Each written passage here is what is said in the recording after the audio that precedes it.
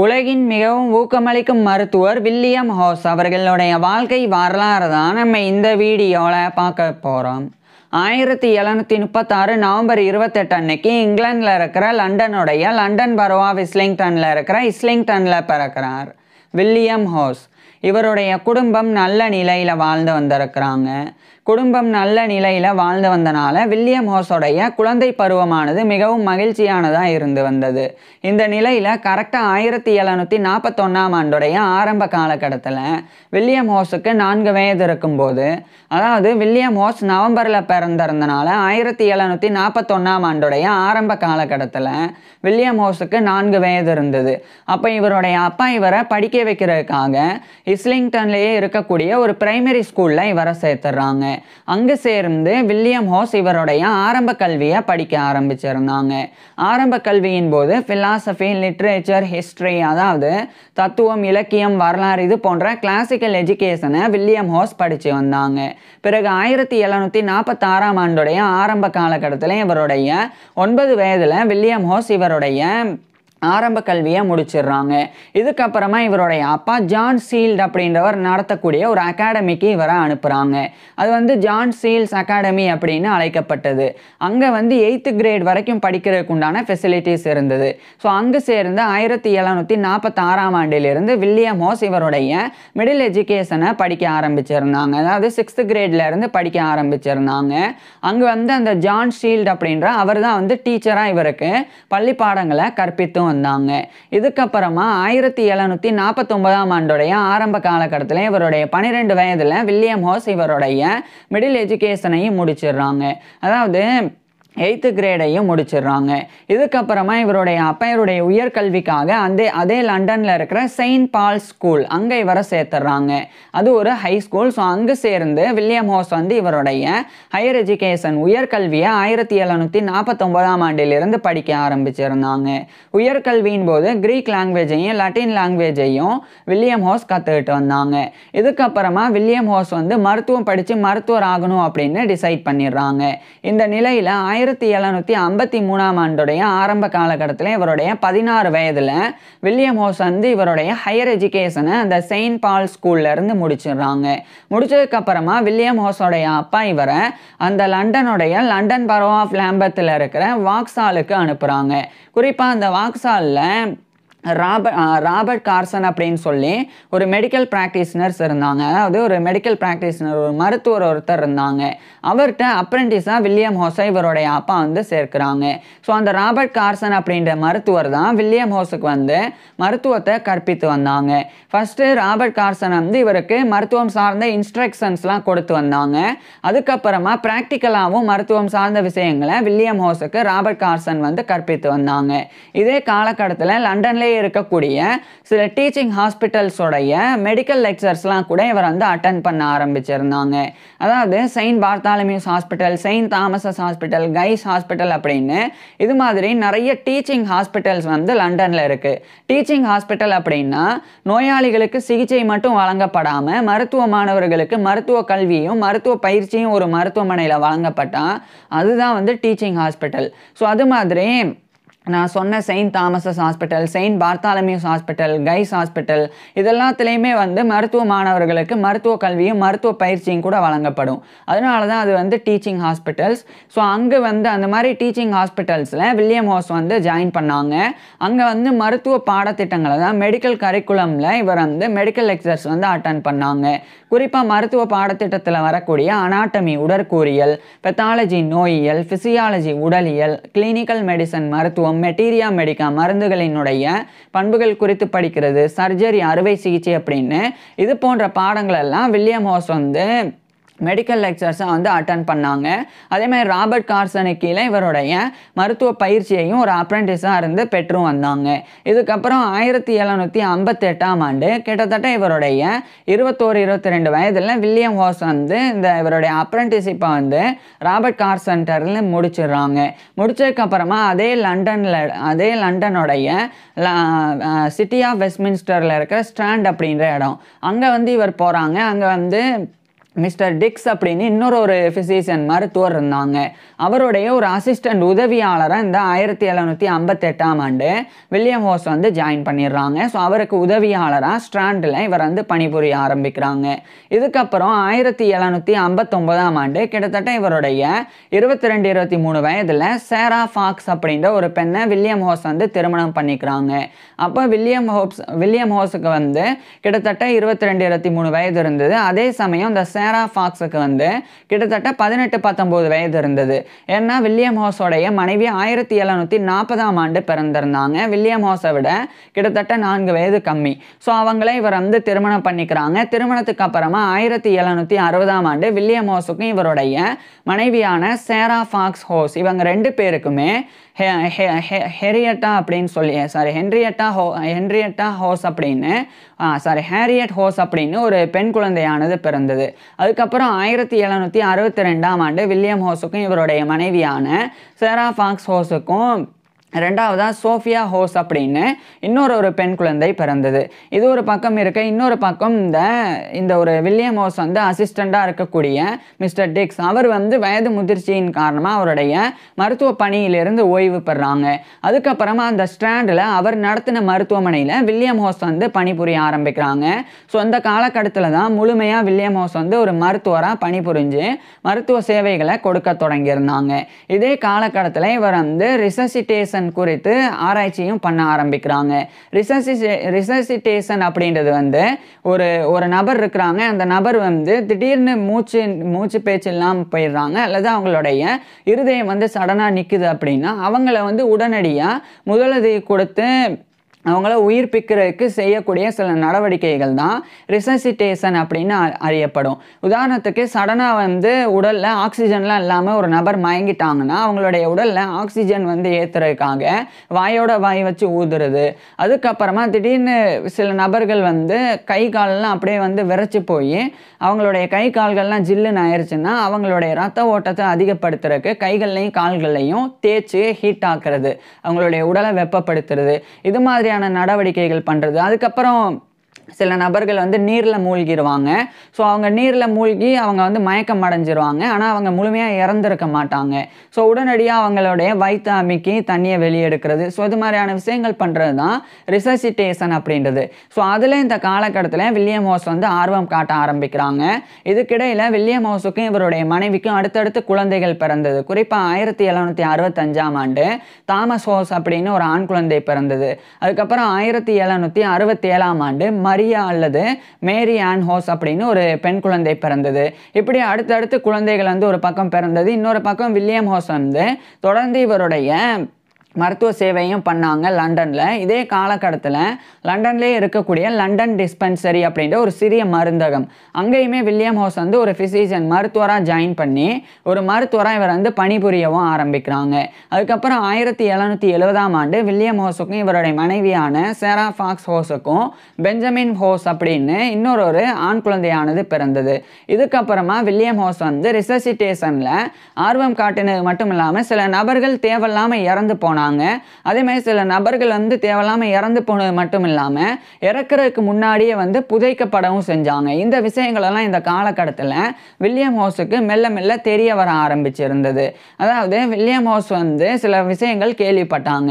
அதாவது ஒரு சவப்பெட்டியில் அடிக்கடி சத்தம் வந்துட்டே இருந்தது ஒரு நபர் வந்து அடக்கம் பண்ணப்பட்ட பிறகு. அதுக்கப்புறம் வந்து என்னதான் இருக்குது அப்படின்னு சொல்லி அந்த சவப்பெட்டியை வந்து அங்கேருந்து சில நபர்கள் வந்து திறந்து பார்க்கும்போது அந்த சவப்பெட்டியினுடைய டோர், அந்த கதவுல நகம் வந்து இருந்தது, நகம் பதிஞ்சு இருந்தது, அதில் சில டேமேஜஸ் இருந்தது. அதுக்கப்புறம் தான் தெரிஞ்சுது உள்ளே இருந்த நபர் வந்து இறக்குறதுக்கு முன்னாடியே புதைக்கப்பட்டாங்க. அந்த நபர் வந்து கான்சியஸ் ஆகி அந்த பெட்டியிலேருந்து, அந்த சவப்பெட்டியிலேருந்து வெளிவரதுக்காக நகத்தெல்லாம் கீறி அதை உடைக்கெல்லாம் ட்ரை பண்ணியிருக்கிறாங்க அப்படின்னு. இது மாதிரியெல்லாம் விஷயங்கள் எல்லாம் வில்லியம் ஹோஸ் வந்து கேள்விப்படும் போது தான் சில நபர்கள் வந்து இறந்து போனாங்க அப்படின்றது தெரியாமலே மூச்சு நின்றுட்டாலே இறந்து போயிட்டாங்க, அல்லது இருதய துடிப்பு ஒரு சில நேரம் மட்டும் நார்மலாக வந்து நின்று அதுக்கப்புறம் துடிக்கும். அப்படி ஒரு சில நேரங்களில் நிற்கும் போது அவங்க வந்து இறந்து போயிட்டாங்க அப்படின்னு சொல்லி அவங்க வந்து புதைக்கப்பட்டாங்க. இதெல்லாம் வில்லியம் ஹோஸுக்கு தெரிய வந்த பிறகு இந்த ரிசசிட்டேஷன் பற்றி நிறைய மக்களுக்கு வந்து தெரியப்படுத்தணும், அதை குறித்து விழிப்புணர்வை ஏற்படுத்தணும் அப்படின்னு இவர் முயற்சி செஞ்சு வந்தாங்க. இது ஒரு பக்கம் இருக்க, இன்னொரு பக்கம் 1773ஆம் ஆண்டு வில்லியம் ஹோஸுக்கும் இவருடைய மனைவியான சேரா ஃபாக்ஸ் ஹோஸுக்கும் இன்னொரு பெண் குழந்தையானது பிறந்தது, சேரா ஹோஸ் அப்படின்னு. இதே காலகட்டத்தில் தான் இந்த ரிவர் டேம்ஸ், அதாவது டேம்ஸ் அப்படின்ற ஒரு பெரிய நதி, அந்த நதியில் அடிக்கடி நிறைய நபர்கள் வந்து மூழ்கி இறந்து போனாங்க. இன்ஃபேக்ட் அங்கே வந்து நிறைய பேர் இறந்து போகலன்னா கூட அவங்க இறந்து போயிட்டாங்க அப்படின்னு கருதப்பட்டே புதைக்கப்பட்டாங்க. அதனால் வில்லியம் ஹோஸ் ஒரு விஷயம் வந்து தெரிவிக்கிறாங்க. இந்த ரிவர் டேம்ஸ், அதாவது இந்த டேம்ஸ் நதியில் யாராவது மூழ்கினாங்கன்னா அவங்க இறந்து போயிட்டாங்க அப்படின்னு முடிவு செய்யாமல் அவங்கள உடனடியாக கூட்டிகிட்டு வந்து என்கிட்ட சிகிச்சைக்கு அழைச்சிட்டு வந்தால் நான் வந்து சன்மானம் கொடுப்பேன், ரிவார்டு கொடுப்பேன் அப்படின்னு வில்லியம் ஹோஸ் வந்து 1773ஆம் ஆண்டு அறிவிக்கிறாங்க. ஏன்னா அப்போ வந்து நிறைய பேர் வந்து உண்மையிலே இறந்து போயிருந்தாலும் சன்மானத்துக்காகவாச்சும் அவங்கள வந்து அந்த சடலத்தையாச்சும் கொண்டு வருவாங்க. அப்படி கொண்டு வரும்போது ஒரு சில பேர் வந்து இறந்து போகாமல் அவங்கள வந்து காப்பாற்றுறதுக்கும் வாய்ப்பு இருக்குது. ஸோ அதுக்காக தான் வில்லியம் ஹோஸ் வந்து இதை பண்ணாங்க. இதை பண்ண உடனே ஒரு நபர் வந்து ஒரு நீரில் மூழ்கின ஒருத்தவங்களை வந்து தூக்கிட்டு வராங்க சில நபர்களோட உதவியோட. அதுக்கப்புறம் அவங்களுக்கு வில்லியம் ஹோஸ் வந்து சிகிச்சையை வந்து கொடுக்குறாங்க. அந்த ரிசசிட்டேஷன் வந்து பண்ணுறாங்க. பண்ணும்போது அந்த நபர் வந்து உயிர் பிழைச்சிடுறாங்க. ஸோ அது ஒரு பெரிய அதிசயமான விஷயமா பொதுமக்கள் மத்தியில் இருந்தது. எப்படி வந்து நீரில் மூழ்கி இறந்த ஒரு நபர், மூச்சும் நின்றுச்சு, இதயமும் நின்றுச்சு, ஆனால் எப்படி காப்பாற்றப்பட்டாங்க அப்படின்னு அந்த காலகட்டத்தில் இந்த விஷயங்கள்லாம் அதிசயமாக பார்க்கப்பட்டது. ஸோ அதை வில்லியம் ஹோஸ் வந்து பண்ணாங்க. இதை வந்து தாமஸ் கோகன் அப்படின்ற நபர் வந்து அறிஞ்சிக்கிறாங்க. அவர் வந்து ஒரு நான் கன்ஃபார்மிஸ்ட், அது மட்டும் இல்லாமல் அவரும் ஒரு ஃபிசிஷியன், மருத்துவர். ஸோ அவர் வந்து இந்த விஷயங்கள்லாம் தெரிஞ்சுக்கிறாங்க. தெரிஞ்சுக்கிட்ட பிறகு வில்லியம் ஹோஸ்ட்டை நீங்கள் மட்டும் இதை பண்ண வேணாம், நானும் அதே மாதிரி என்ன போல் இன்னும் இந்த மாதிரி யாரெல்லாம் இந்த மாதிரி மக்களை காப்பாற்றணும் அப்படின்னு நினைக்கிறாங்களோ அந்த மாதிரி மருத்துவர்கள்லாம் சேர்ந்து ஒரு நிறுவனத்தை வந்து நிறுவி அதன் மூலமாக பண உதவி வந்து செய்வோம், நீங்கள் மட்டும் ரிவார்டு வழங்கினா உங்களுடைய பணம் மட்டும் செலவாகும் அப்படின்னு தாமஸ் கோகன் வந்து நல்ல மனசோட வில்லியம் ஹோஸ்ட்டை இந்த ஒரு விஷயத்தை வந்து தெரிவிக்கிறாங்க. இது ஒரு பக்கம் இருக்குது. 1774ஆம் ஆண்டு வில்லியம் ஹோஸுக்கும் இவருடைய மனைவியான சேரா ஃபாக்ஸ் ஹோஸுக்கும் வில்லியம் ஹோஸ் அப்படின்னு இன்னொரு ஆண் குழந்தை பிறந்தது. ஸோ மொத்தமாக வில்லியம் ஹோஸுக்கும் இவருடைய மனைவியான சேரா ஃபாக்ஸ் ஹோஸுக்கும் 9 குழந்தைகள் பிறந்தது. இது வில்லியம் ஹோஸோடைய பர்சனல் லைஃப், தனிப்பட்ட வாழ்க்கையாக இருந்தது. இது ஒரு பக்கம் இருக்கு. அதே 1774ஆம் ஆண்டு ஆலிவர் கோல்ட்ஸ்மித் அப்படின்னு சொல்லி ஒரு நபர், அவருக்கு வந்து இவர் சிகிச்சை கொடுத்து வந்தாங்க. அப்போ அவர் வந்து ஒரு ஃபீவர்னால் பாதிக்கப்பட்டிருந்தாங்க. அவர் வந்து வில்லியம் ஹோஸ் சொன்னதை கேட்காம டாக்டர் ஜேம்ஸ் அப்படின்னு இன்னொரு நபர் வந்து ஃபீவர் பவுடர் வந்து கண்டுபிடிச்சிருக்கேன் அப்படின்னு அவர் பேச்சை கேட்டு அந்த ஃபீவர் பவுடர்லாம் எடுத்துக்கிட்டு அந்த ஆலிவர் கோல்ட்ஸ்மித் வந்து இறந்து போனாங்க. ஸோ அதை வந்து ஒரு ஒர்க்கா எழுதி 1774ஆம் ஆண்டு an account of doctor Goldsmith's illness அப்படின்னு சொல்லி ஒரு ஒர்க்கு, இது 1774 வில்லியம் ஹோஸ் வந்து எழுதி வெளியிட்டாங்க. இந்த 1774ஆம் ஆண்டு தான் தாமஸ் கோகன் மற்றும் மிச்சம் கிட்டத்தட்ட ஒரு 15 மருத்துவர்கள் அவங்க கூட இணைஞ்சு வில்லியம் ஹோஸ் வந்து 1774ஆம் ஆண்டு ஒரு சொசைட்டி வந்து நிறுவுறாங்க.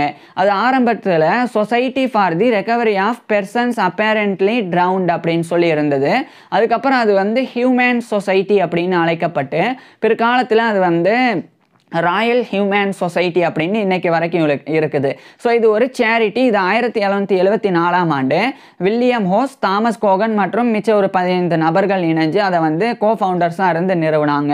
அதை நிறுவனதுக்கு அப்புறமா இதை வந்து பிரபலப்படுத்தினாங்க. யாரெல்லாம் இந்த மாதிரி இறந்து போகாமலே, அதாவது இறந்து போயிட்டாங்க அப்படின்னு கருதப்படுறாங்களோ அவங்கள வந்து உடனடியாக இங்கே வந்து தூக்கிட்டு வரணும். அப்படி தூக்கிட்டு வரும்போது அவங்க உண்மையிலேயே ரிசசிட்டேஷன், இந்த சிகிச்சையெல்லாம் கொடுத்தும் அவங்க பிழைக்கலைன்னா கூட அவங்களுக்கு வந்து பணம் வழங்கப்படும் அப்படின்றது தான் ராயல் ஹியூமன் சொசைட்டியோடைய நோக்கம். ஸோ அப்போ தான் வந்து அவங்க வந்து கூட்டிகிட்டு வருவாங்க அப்படின்னு. ஸோ அதனால நிறைய பேர் இந்த 1774க்கு பிறகு நிறைய நீரில் மூழ்கி இறந்து போயிட்டதாக கருதப்பட்டவங்கெல்லாம் வந்து அவங்களெல்லாம் தூக்கிட்டு வந்து பொதுமக்கள் இவங்ககிட்ட வந்து சேர்த்தாங்க, இந்த ராயல் ஹியூமன் சொசைட்டி கிட்ட. ஸோ அவங்க வந்து அதுக்குண்டான சிகிச்சையெல்லாம் கொடுத்து வந்தாங்க. ஆனால் இது அந்த அளவுக்கு எதிர்பார்த்த அளவுக்கு நிறைய பேர்லாம் வரல. ஆங்காங்க இப்போ மாதத்துக்கு ஒருத்தவங்களை கூட்டு வர்றது, ஸோ அது மாதிரி தான் இருந்தது. ஆனால் மாதத்தில் பல நபர்கள் இந்த மாதிரி நதியில் மூழ்கி இறந்து போனாங்க. ஸோ இப்படிலாம் வந்து இந்த விஷயங்களெல்லாம் தொடர்ந்து கேள்விப்பட அதை வந்து இன்னும் பெரிய அளவில் மக்கள் மத்தியில் விழிப்புணர்வை கொண்டு வரணும் அப்படின்னு வில்லியம் ஹோஸ் வந்து முடிவு செஞ்சுருந்தாங்க. இந்த காலகட்டத்தில் தான் இவர் வந்து டாக்டர் ஆஃப் மெடிசன் அப்படின்ற MD டிகிரி அதை வந்து ப்ராப்பராக ஸ்காட்லாண்டுடைய அபர்டீனில் இருக்கிற மாரிஷல் காலேஜ் அங்கே வந்து இவர் என்ரோல் பண்ணி அங்கே வந்து இவர் வந்து வெளியே இருந்து லண்டனில் இருந்தபடியே படிக்க ஆரம்பிக்கிறாங்க. அதாவது இவர் வந்து அப்ரெண்டிஸாக இருந்து ஒரு மருத்துவருக்கு கீழே மருத்துவ பயிற்சியையும் ஒரு டீச்சிங் ஹாஸ்பிட்டல்ஸை போய் மெடிக்கல் லெக்சர்ஸையும் அட்டன் பண்ணி இவர் மருத்துவராக இருந்தாங்க. ப்ராப்பராக எம்டி டிகிரிலாம் இவர் முடிக்கலை. ஸோ அதனால் இவர் வந்து மாரிஷல் காலேஜில் எம்டி டிகிரி பண்ணுறதுக்கு என்ரோல் பண்ணியிருந்தாங்க. இதுக்கிடையில் 1776ஆம் ஆண்டு பழங்கால மருத்துவம் சார்ந்து ஒரு ஒர்க்கை வந்து வில்லியம் ஹவுஸ் வந்து எழுதினாங்க. அதை வந்து an examination of the reverend John Wesley's primitive physic அப்படின்ற டைட்டிலில் 1776ஆம் ஆண்டு இந்த ஒரு ஒர்க்கை இவர் வந்து வெளியிட்டாங்க. An examination of the reverend John Wesley's primitive physic அப்படின்னு சொல்லி. அதுக்கப்புறம் 1777ஆம் ஆண்டு வில்லியம் ஹவுஸ் வந்து an address on premature death and premature interment அப்படின்னு சொல்லி ஒரு ஒர்க்கு இதை வந்து இவர் வெளியிட்டாங்க. இதில் பொதுமக்களுக்கு வில்லியம் ஹவுஸ் தெரிவித்தது என்னன்னா, சில நபருக்கு இறந்து போகாமலே புதைக்கப்படுறாங்க. அது வந்து நீரில் மூழ்கி மட்டும் இல்லாமல் இப்போ ஒரு சில பேர் வந்து இருதய நோயினால் பாதிக்கப்பட்டிருப்பாங்க. அவங்க வந்து சடனாக வந்து இருதயம் வந்து நின்று அவங்க அன்கான்சியஸில் போகும்போது அவங்க இறந்துட்டதான் நினச்சி அவங்க புதைக்கப்பட்டாங்க. ஸோ இதெல்லாத்தையும் வில்லியம் ஹவுஸ் வந்து இந்த ஒரு ஒர்க்கில் வந்து எழுதி அதை விழிப்புணர்வாக வந்து ஏற்படுத்தினாங்க. அதுக்கப்புறம் 1778ஆம் ஆண்டு வில்லியம் ஹவுஸ் வந்து மறுபடியும் இந்த ஒரு ஒர்க்கை வந்து ரொம்ப கான்சன்ட்ரேஷனாக வந்து எழுதினாங்க.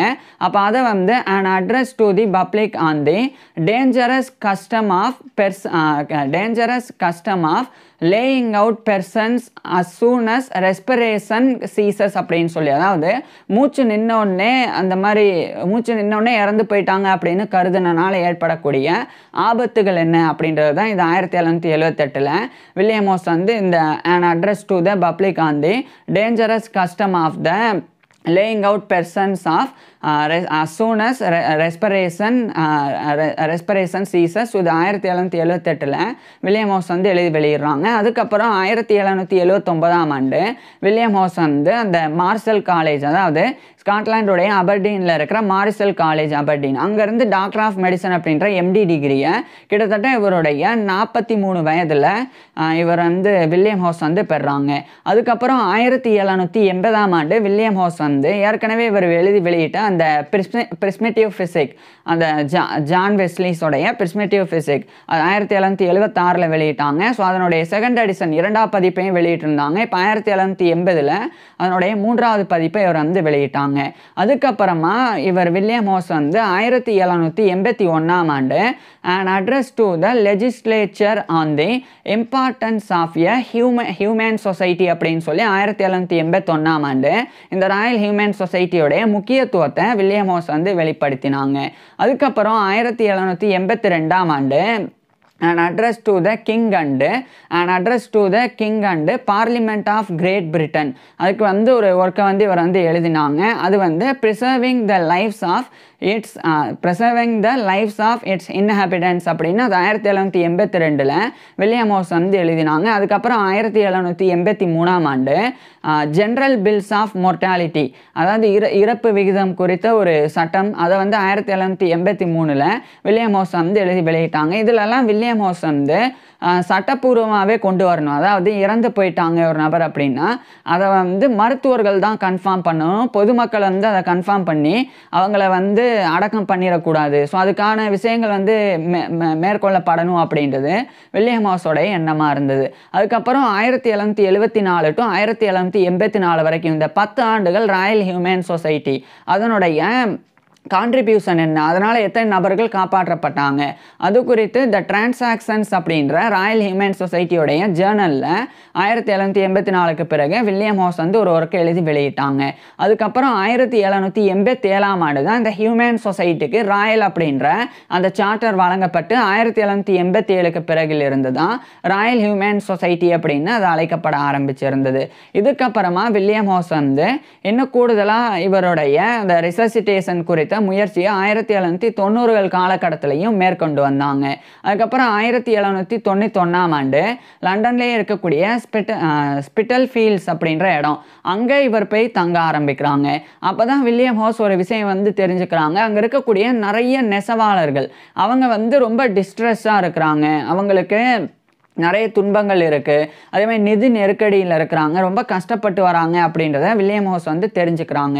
அது தெரிஞ்சுக்கிட்டதுக்கப்புறமா 1793ஆம் ஆண்டிலிருந்து ஸ்பிட்டல்ஃபீல்ட்ஸில் இருக்கக்கூடிய மக்களுக்கு இவரால் முடிஞ்ச உதவிகளை, பண உதவிகள் எல்லாம் பண்ண ஆரம்பிக்கிறாங்க. ஸோ ஒரு உண்மையான ஒரு ஃபிலான்ட்ரபிஸ்டாக இவர் இருக்கக்கூடிய இடத்துல வில்லியம் ஹோஸ் வந்து இந்த மாதிரி உதவிகள் எல்லாம் செய்ய தொடங்குறாங்க. இதுக்கிடையில் 1794ஆம் ஆண்டு வில்லியம் ஹோஸ் வந்து appendix of miscellaneous observations on the suspended animation to the year 1794 அப்படின்னு ஒரு ஒர்க்கையும் வெளியிட்டாங்க. இதுக்கப்புறம் வில்லியம் ஹோஸ்னால் நிறைய நபர்கள் ரிசசிட்டேஷன் போது காப்பாற்றப்பட்டாங்க. ஆனால் பெரும்பாலான நபர்கள் வந்து இறந்து போய் தான் கொண்டு வரப்பட்டாங்க. அதனால் நிறைய பேர் வந்து காப்பாற்றப்படலை. ஆனால் ஓரளவுக்கு கொண்டு வரப்பட்டதில் நிறைய பேர் காப்பாற்றப்படலைன்னாலும் தனியாக காப்பாற்றப்பட்டவங்களுடைய எண்ணிக்கை மட்டும் பார்த்தா அது வந்து அதிகம். அதாவது உதாரணத்துக்கு ஒரு 100% பேர் நீரில் மூழ்கியோ அல்லது இருதயம் வந்து தற்காலிகமாக நின்றோ இது மாதிரி வந்து அழைத்து கொள்ளப்பட்டு வந்தாங்க அப்படின்னா அதில் வந்து ஒரு 20% பேர் தான் வந்து காப்பாற்றப்பட்டாங்க. 80% பேர் வந்து இறந்து தான் போனாங்க, அவங்கள காப்பாற்ற முடியல. ஆனால் இந்த 20% தான் அப்படின்னு எடுத்துக்காமல் அந்த 20% எண்ணிக்கையாக மாற்றி பார்க்கும்போது அது நிறைய நபர்கள், உதாரணத்துக்கு லட்சக்கணக்கான நபர்கள் கொண்டு வரப்பட்டு 80,000 நபர்கள் வந்து இறந்து தான் போயிட்டாங்க, வேறு வழி இல்லைனாலும் 20,000 நபர்கள் காப்பாற்றப்பட்டிருப்பாங்க. ஸோ அதுதான் இந்த பெர்சன்டேஜ் சொல்லக்கூடியது. ஸோ அது மாதிரி காப்பாற்றப்பட்டவர்களோட எண்ணிக்கை, ஒருவேளை இந்த ராயல் ஹியூமன் சொசைட்டி வில்லியம் ஹோஸ்னால் உருவாக்கப்படலைன்னா அந்த ஒட்டுமொத்தமாக அந்த 1,00,000 பேரும் இறந்து போயிருப்பாங்க, 20,000 பேர் கூட காப்பாற்றப்பட்டிருக்க மாட்டாங்க. ஸோ அந்த மாதிரியான விஷயங்கள்லாம் இருந்தது. ஸோ அந்த அளவுக்கு வில்லியம் ஹோஸ் வந்து அத்தனை நபர்களை வந்து காப்பாற்றினாங்க. அதுக்கப்புறம் 1800கள் காலகட்டத்தில் வில்லியம் ஹோஸ் வந்து மெல்ல மெல்ல ஓய்வில் வந்து இருக்க தொடங்கினாங்க. அப்போ இவர் சம்பாதிச்ச பணத்தெல்லாம் ஃபிலான்ட்ரபிஸ்டாக இவருக்கு குடும்பம் இருக்குது, 9 பேர் வந்து இவருடைய மகள்கள்லாம் இருக்கிறாங்க அப்படின்னாலும் வில்லியம் ஹோஸ் வந்து நிறைய உதவிகளை பொதுமக்களுக்கு தொடர்ச்சியாக வந்து செஞ்சாங்க. குறிப்பாக இந்த ஸ்பிட்டல்ஃபீல்ட்ஸ் இது வந்து லண்டனுடைய ஈஸ்டில், அதாவது கிழக்கில் அமைஞ்சிருக்கு, கிழக்கு லண்டன், ஈஸ்ட் லண்டனில் இங்கே இருக்குது. ஸோ அங்கே இருக்கக்கூடிய பாவர்ட்டி, அந்த ஒரு ஏழ்மை நிலையை மாற்றுறதுக்கு வில்லியம் ஹோஸ் வந்து நிறைய முயற்சிகளை இவர் வந்து செஞ்சாங்க. ஸோ இப்பேற்பட்ட நபர் வந்து இறுதியாக 1808ஆம் ஆண்டு டிசம்பர் 5 அன்னைக்கு இவருடைய 72 வயதில் வில்லியம் ஹோஸ் வந்து இறந்து போயிடுறாங்க. ஸோ 1808 டிசம்பர் 5 அன்னைக்கு இவருடைய 72 வயதில் வில்லியம் ஹோஸ் வந்து இறந்து போயிடுறாங்க. வில்லியம் ஹோஸ் இறந்து போன 6 ஆண்டுகளுக்கு பிறகு 1814ஆம் ஆண்டு வில்லியம் ஹோஸோடைய மனைவியான சேரா ஃபாக்ஸ் ஹோஸ் அவங்க வந்து கிட்டத்தட்ட அந்த சேரா ஃபாக்ஸ் ஹோஸ் அப்படின்றவங்க வந்து கிட்டத்தட்ட அவங்களுடைய 74 வயதில் இறந்து போயிடுறாங்க. ஏன்னா வில்லியம் ஹோஸோடைய மனைவி 1740 பிறந்திருந்தாங்க, 1814 கிட்டத்தட்ட அவங்களுடைய 74 வயதில் இறந்து போகிறாங்க. இதெல்லாம் வில்லியம் ஹோஸோடைய பர்சனல் லைஃப். இதே பர்சனல் லைஃப்பில் வில்லியம் ஹோஸோடைய 2 பேரன்கள், 2 பேர் கிராண்ட்சன்ஸ், ஒருத்தர் வந்து பெஞ்சமின் ஹோஸ் அப்படின்னு, ஒருத்தர் வில்லியம் ஹோஸ், இவருடைய பேர் தான் இவருடைய பேரனுக்கும் வைக்கப்பட்டது. அவங்க 2 பேரும் வந்து மருத்துவர்களெல்லாம் இருந்தாங்க.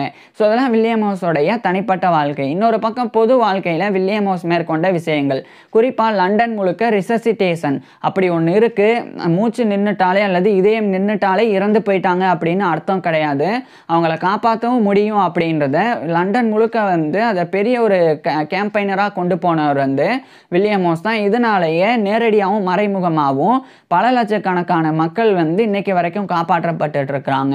அதில் ஒரு முக்கியமான இன்னொரு விஷயம் என்ன அப்படின்னா, இந்த ரிசசிட்டேஷன் அது வந்து அந்த காலகட்டத்தில், மருத்துவ வளர்ச்சி இல்லாத காலகட்டத்தில் இந்த மாதிரி வந்து வாயோட வாய் வச்சு ஊதுறது, அதுக்கப்புறம் வந்து ஒரு பர்டிகுலர் பொசிஷனில் மூச்சை வந்து வர வைக்கிறதுக்காக அவங்கள வந்து படுக்க வைக்கிறது, அதுக்கப்புறம் வந்து வைத்து அமுக்கிறது, அதே மாதிரி கை கால்களை தேய்ச்சி உடலை வந்து சூடுபடுத்துறது, இந்த மாதிரியான முறைகள் இருந்தது.